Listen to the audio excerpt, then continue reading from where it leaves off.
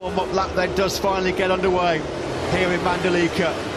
The fans have waited so long for this special moment, and we are going to get the Pertamina Grand 7 this morning in the warm-up. The light rain is still starting to fall. Let's hope it doesn't get any heavier as these riders tentatively attack this warm-up lap, crucial to build temperature. Bagnaia a couple of weeks ago in Qatar. Here is Bagnaia, very important I think for these riders at such an early stage in this Grand Prix with the conditions as they are to start in the Grand Prix. We are back in Indonesia. It's been a 25-year and the crown that he won last year. But just to come back to the point I mentioned a moment ago, in the Moto3 free practice 3 session yesterday, we saw a number of riders really losing control on the curbs, so they'll be looking to stay off those. First ever Grand Prix in MotoGP at Portimao was Miguel Oliveira who took the spoils, but of course none of those were in wet conditions. Who will be the first man to master Mandalika? In moment, the Indonesian fans have been waiting a quarter of a century for Fabio Quartararo, about to start round, and Johan Zarco. 8,940 days since the last Indonesian lead on the lights. The red light comes on and we are underway here. MotoGP action underway in Indonesia. Big wheelie off the line there for Jorge Martin in second place. Storming start from Miguel Oliveira on the number 88. Outside, he's ran wide into turn one. He's got Jorge Martin on the side, and Rin's got a brilliant start from the third row of the grid. He's now been eased wise by Jorge Martin, but Quartararo, just as he hoped for, he's got the whole shot. He's got a behind Fabio Quartararo. Perfect start for the world champion. Jack Miller's come through into third place. He's a rider that we expected to keep an eye on in these conditions. His teammate though, Pecco Bagnaia, had a terrible start. He's down 6 places and already got the inside of Brad Binder for 8th position.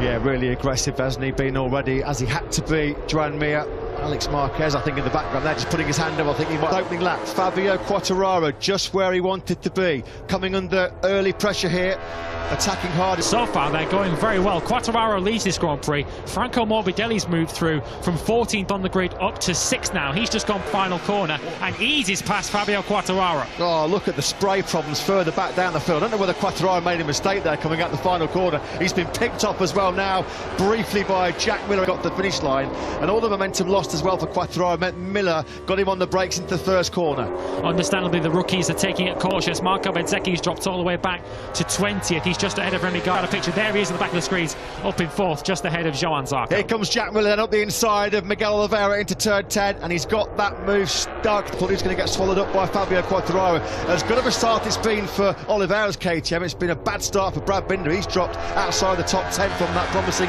4th place. And the championship leader, Enea Bastianini, he's all the way down in 15th spot, so he's not into them. It looked like he might slip backwards when he lost lead at the start of this lap, but now with some references ahead of him, Quartararo able to go with the... Miller just set the fastest lap of the race, a 1:41.964. That's just about 10 seconds away from their best speed in the world. To be setting these lap times with their experience in these conditions around this Mandalika track, incredible. I think Quartararo made a little bit of a mistake through turn 1. We just saw him wide in the back of the shot. He's progressed back through the pack now after his poor start. He's back up into 9th. And Miller mullered him on that second lap. He was almost a second faster than anybody else as Alex Rins comes from a long way back. That's much faster and starting to check out at the front. Yeah, there's a real danger. Of course, a shortened race, 20-lap race, so not a lot of time for these riders to get these moves done and get... For Alex Rins and Zarco, couldn't get through. Quartararo's getting swallowed up though. Rins and Zarco pick him off out of that final corner, on the brakes into the first corner. Quartararo's going the wrong way here. Now this battle, as it rages on, is just giving Miller and Oliveira the chance to break away. You can see the top 2 men there. They're already going through 5. Here's what happens to Fabio Quartararo. I said earlier on in the war. Tabs with this early pace by the Australian. Oliveira on that last lap was also a 1:41.1. Often seen excel in these kind of conditions. Miguel Oliveira, we've perhaps seen less of that over the years, but he's certainly proving that he's the match for Jack Miller at the moment. Is he going to have a little look now? No, he stays where it's Grand Prix. So it's the Aussie Jack Miller, always super strong in these tricky rain conditions, that still has the advantage. He fires in another waffle and still holding 8th place. The World Championship leader is sinking without trace, and Enea Bastianini is down in 22nd place. Here comes Oliveira.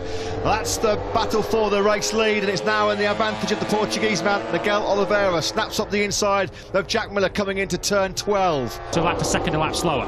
Yeah, the top 4 men on that last lap were about to start lap 6. They were the only 4 in the 1:41. Starts to try and make a crucial break here. Fastest lap of the Grand Prix, a 1:40.804. Already asking some major questions. Park there. Unbelievable. I've no idea. That front end was digging a trench into the surface. That was incredible. What a save by Pecco Bagnaia. Yeah, he's redeemed and got himself up to the top 8. Unfortunately now for the Repsol Honda man, the sole Repsol Honda man in the race, he's starting to slip back down the field. Just shows how I'm sure he's got no idea as well, how he stayed on top of that factory Ducati. He's still in the Grand Prix. The Portuguese man, who again finds another fastest lap of the Grand Prix, a 1:40, 1:48. At this stage, Jack Miller's got nothing for him.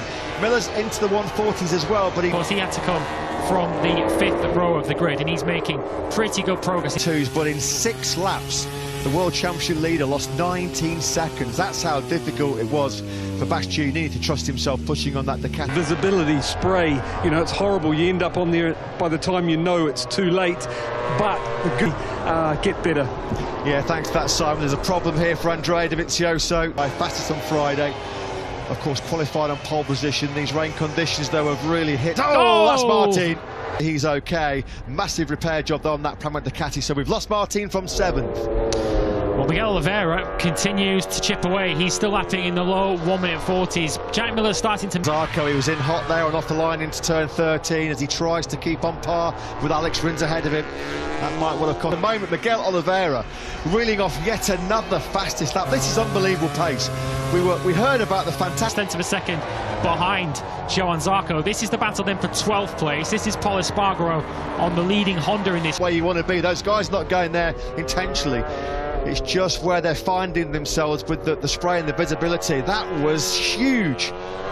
Wow, Paul Espargaro and Pecco 7/10 out of Jack Miller, stretching away here. 2.2 seconds the gap as Oliveira comes to the... Much wet weather experience at all, but on the last lap around, he was faster than everyone ahead of him, all the way up to Joan Mir in 6th position, so keep an eye out for Darren Binder.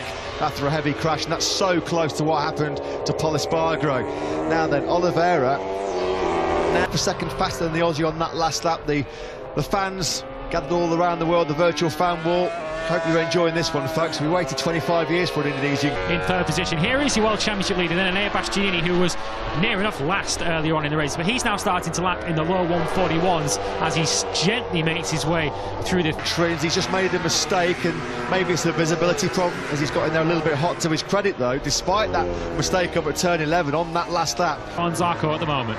Yeah, we've had tropical thunderstorms which have dominated the afternoon here in Mandalika in a face of crash as Alex Rins tries to resist the 2 Frenchmen honing in on behind him, and it looks like the move's coming. Yeah, Zarco's lined that up brilliantly. It's the first half of last season we've seen Johann Zarco on the podium. Of course, he'll be looking to end that here.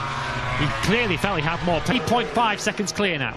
Yeah, Oliveira again took another 0.8 of a second out of Miller on that previous lap. Miller's just in the 140s. Darren Binder up into 12th position. He continues to pick his way through the field. He's just gone past Paul Espargaro. He's now got Aleix Espargaro just ahead of him. It won't be long before this young South African is battling with the pre-season title. One of them being Enea Bastianini, but he's given himself so much work to do. Lacking confidence, lacking feel at the start of the Grand Prix was the... confidence in this Grand Prix as Oliveira comes out of the final corner. Of course, no visibility problems for him, so he's able to stay well and truly faster than Jack Miller on that last lap, and 3/10 quicker than the leader, Miguel Oliveira. Something's happened to Alex Rins on that lap. Something maybe happened to Rins coming out the final corner, because he's just all over Johann Zarco, and now he's dropped right out of that podium battle and surrendered another place to Fabio Quartararo. And at the moment, Miller holds strong in 2nd place. There's no need here for Zarco to take these kind of big risks in the braking zones. He's by far the...